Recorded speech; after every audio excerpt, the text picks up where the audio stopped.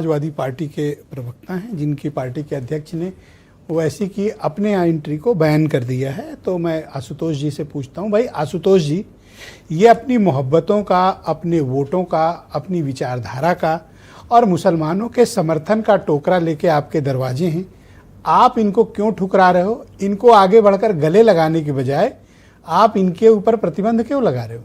इनमें क्या कमी है? इनमें क्या ऐसा नहीं है जो दूसरों में है? नहीं, देखिए ब्रजेश जी, किसी को गले लगाने और ठोकर लगाने का सवाल ही नहीं पैदा होता है। समाजवादी पार्टी एक सेकुलर पार्टी और सेकुलर राज की स्थापना चाहती है, और समाजवादी पार्टी के जितने भी वोटर्स हैं वो कभी भी जाति और धर्म की बात नहीं करते कि हम फलाने धर्म के हैं इसलिए हमको वोट करो। लेकिन जिस प्रकार से आदिल भाई बातें कर रहे हैं, तो कहते समय लजाते हैं। चुनाव लड़ो, पूरा देश आपके लिए खाली है और संविधान आपको ताकत देता है। जी बिल्कुल। लेकिन समझ में नहीं आता है कि आप जम्मू कश्मीर में चुनाव नहीं लड़ने जाते हैं। पता नहीं क्यों नहीं लड़ने जाते हैं। ओके। आप केरला में भी चुनाव नहीं लड़ने जाते हैं, आप कर्नाटक में भी नहीं लड़ने जाते हैं, आप हरियाणा में भी नहीं लड़ने जाते हैं, आप उड़ीसा में भी नहीं लड़ने जाते हैं, आप पंजाब में नहीं लड़ने जाते हैं, हिमाचल प्रदेश में नहीं लड़ते हैं, लेकिन आप यूपी बिहार के लिए बिल्कुल उतावले हो जाते हैं। क्या ऐसी वजह है?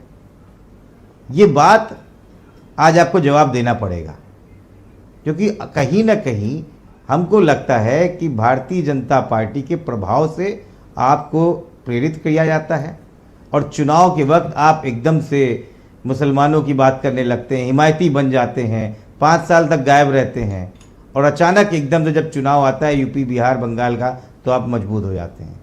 क्योंकि यही वो जगह हैं जहां पे भारतीय जनता पार्टी क्षेत्रीय आपको इस बात का शक है कि ओवैसी और उनकी पार्टी बीजेपी से मिली हुई है, या आप इस बात को लेकर आश्वस्त हैं और आपके पास एविडेंस है?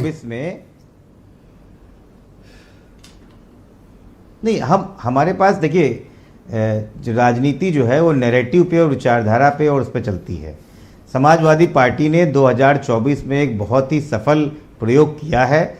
उस प्रयोग का नतीजा यह हुआ है कि भारतीय जनता पार्टी अपने 272 के निशान को पार नहीं कर पाई है, और वो आज भी अल्पमत में रही है और गठबंधन की सरकार चला रही है, और उसको रोकने का काम मैं ये कन्फर्म मानूं, आप आदिल को साफ साफ उनके मुंह पे मना कर रहे हो को रोका गया है कि एमआईएम को गठबंधन में नहीं लेंगे? ये कन्फर्म है या अभी बातचीत की कोई गुंजाइश है? अभी अब देखिए भविष्य कोई नहीं जानता, लेकिन फिलहाल अभी तक जो हमारी रणनीति है कि हम जिस गठबंधन से लड़े थे 24 में, उसी गठबंधन से 27 में लड़ेंगे। ये आपका मन का डर भी तो हो सकता है कि ओवैसी अगर मुसलमानों के बीच स्पेस पा गए तो फिर आपके प्लाट पर कब्जा कर लेंगे।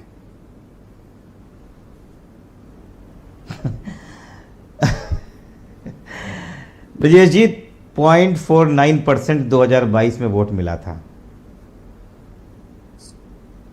मतलब 0.5 भी नहीं हुआ था। बाकी मुझे कहने की जरूरत नहीं। बहुत शुक्रिया आपका, धन्यवाद।